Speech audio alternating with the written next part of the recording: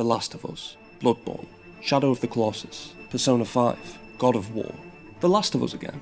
There have been a lot of good reasons to buy a PlayStation 4 over the course of its lifetime. A collection of quality exclusives, cost-effective VR capabilities, the fact that it's not this. But looking back, even with all of that, I'm not sure that I would have ever gotten around to buying a PS4 if it hadn't been for one game.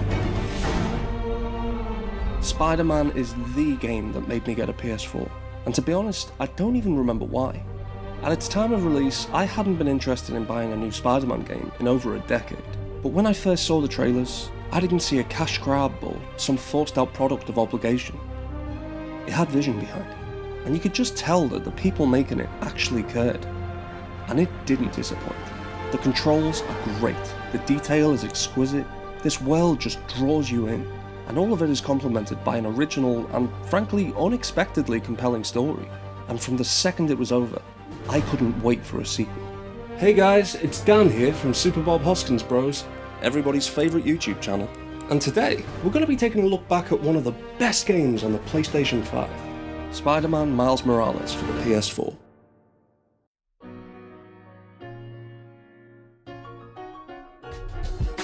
If the first game made you feel like Spider-Man, then this game makes you feel like a teenager who's just moved house. There's a local shopkeeper, a pair of street artists, and a bunch of other characters Miles meets as he tries to find his place in his new neighbourhood.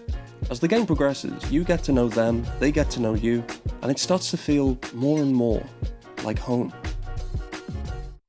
It also makes you feel like Spider-Man. But this isn't OG Spider-Man. I got nothing on the OG. This is a new Spider-Man, with a costume so crappy looking, he stops halfway through the game to make another one.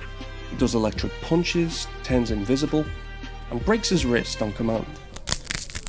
Of course, that's not to say there aren't similarities between the two. Both have a good time swinging around, and they're both comfortable webbing criminals to bits of flaming wreckage. That's everybody. Bystanders are safe. As far as the controls go, not much has changed. The web selection has moved from L1 to R1 to free up space for Miles' new abilities, which actually feels a lot more natural, and some of the wonkier combat mechanics have just been thrown out entirely. Enemies no longer come at you in waves, which is something that always really bugged me in the first game. Here, if you go to an enemy base, you can see what you're up against, and however you want to approach the situation is entirely up to you. It's fair, and there aren't 6 rounds of backup bad guys just waiting in the wings. In fact, while we're on enemy bases, let's talk about side missions. In Spider-Man Miles Morales, there's a variety of tasks to complete. Some are as simple as going to a place and opening a box or picking a thing up. Some are a little more intricate, and some are their own little events which progress the side story. The most tedious are arguably the training sessions and the enemy bases, because of their repetitive nature, but even then there aren't what you could call an overwhelming amount of either. Over the course of compiling footage for this video, I played this game 3 times, and 2 of those times I did everything on this map without it feeling like too much of a chore. Now let's compare that to the first game.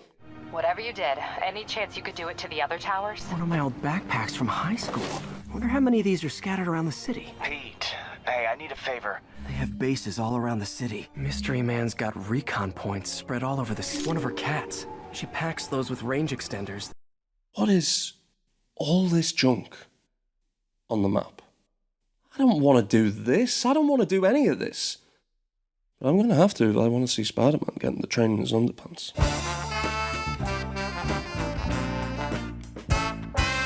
Alternate costumes have been a staple of the Spider-Man games since the PlayStation 1, and the first game didn't disappoint on that front.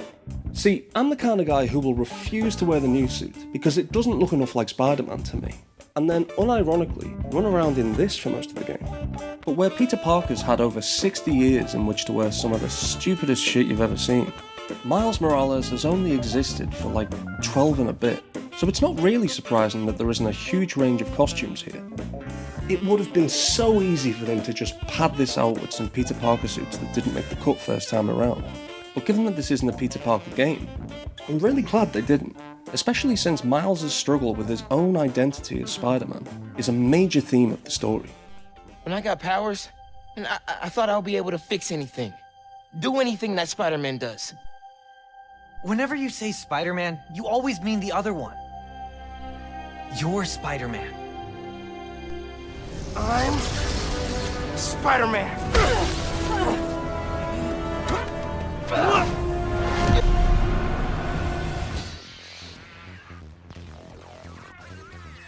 Spider-Man Miles Morales picks up a year after the events of the first game, and if you don't remember those events, there's a recap in the main menu which reminds me of the opening of Back to the Future 2 for some reason.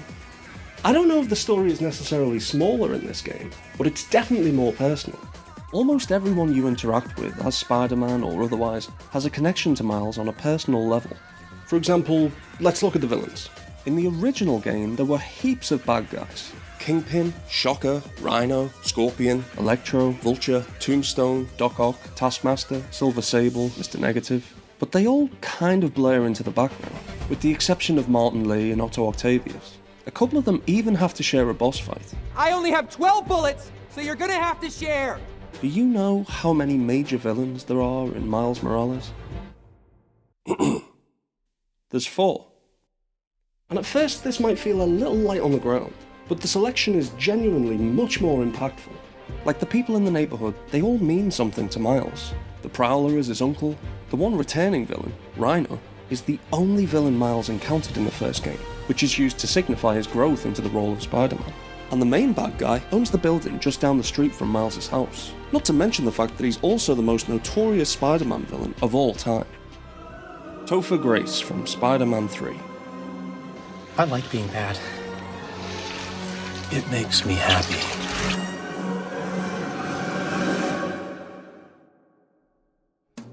Okay guys, there's going to be some spoilers coming up now for this 3-year-old game. If you don't want to hear any spoilers, that's fair enough, I respect that. Maybe take a walk, and I'll meet you back here at the end of the video. Okay? Cool. Alright, spoiler time. Who gives a f*** about the Tinkerer? So, yeah, okay. The Tinkerer's been around since 1963, and he's one of the original Spider-Man characters created by Steve Ditko and Stan Lee. But basically, he's a mechanic. Spider-Man Miles Morales reimagines the character as Miles' childhood friend, which gives the conflict between the two an emotional intensity that drives the narrative. Like the Peter and Doc Ock relationship from the first game, but to a much deeper and more intimate degree. This game creates, from the ground up, a backstory, a personality, and a motivation for the character that is custom built for this story. And it's great. It's so great that by the time you reach the end, you're so invested in every aspect of this world. Even the barest interaction with the player can feel like everything. Time! I have to disable it! Somehow!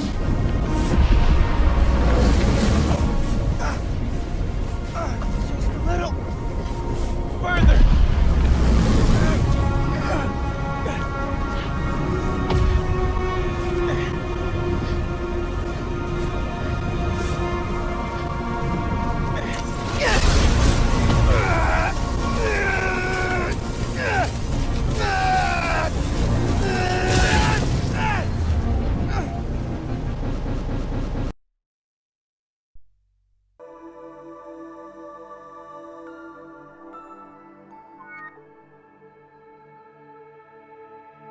So moving on.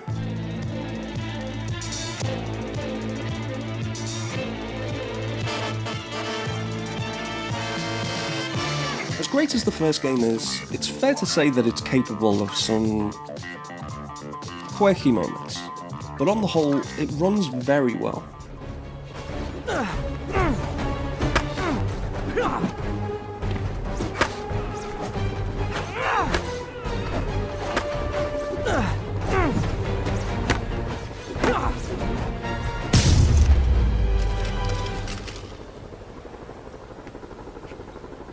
That was harder than it should have been.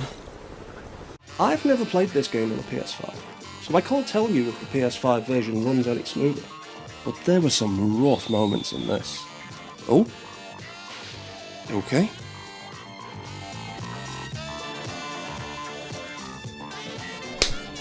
Okay, it's the last side mission, and we're finally about to find out who the big boss is. It's the Kingpin. Fisk. But the game's glitched, and we can't hear anything he's saying. Never mind. I don't know about you guys, but I could watch this guy pick up a box all day.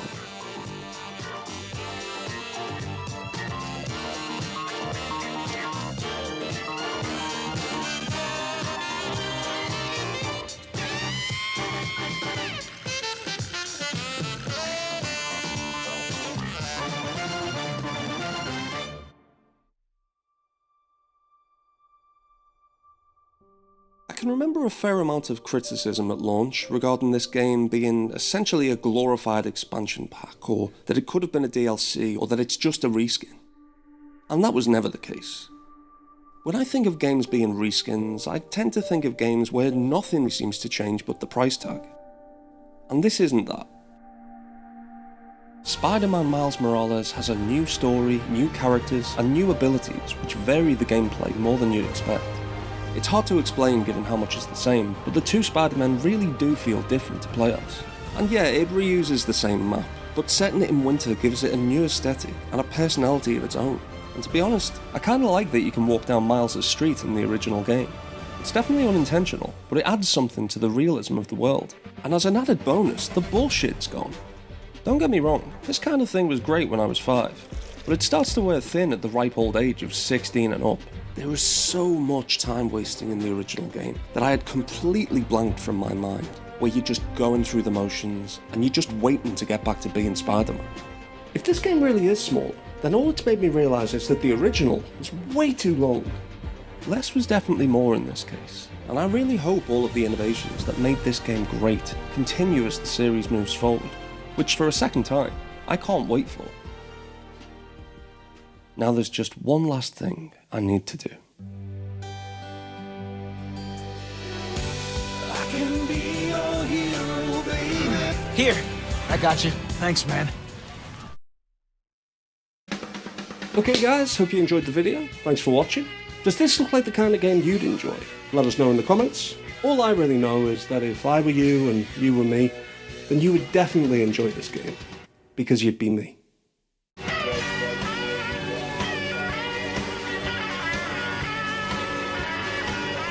Also, if I were you, I would probably subscribe.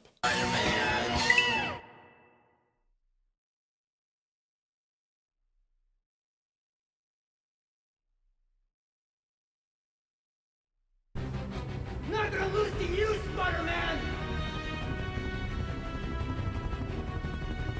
We'll end you!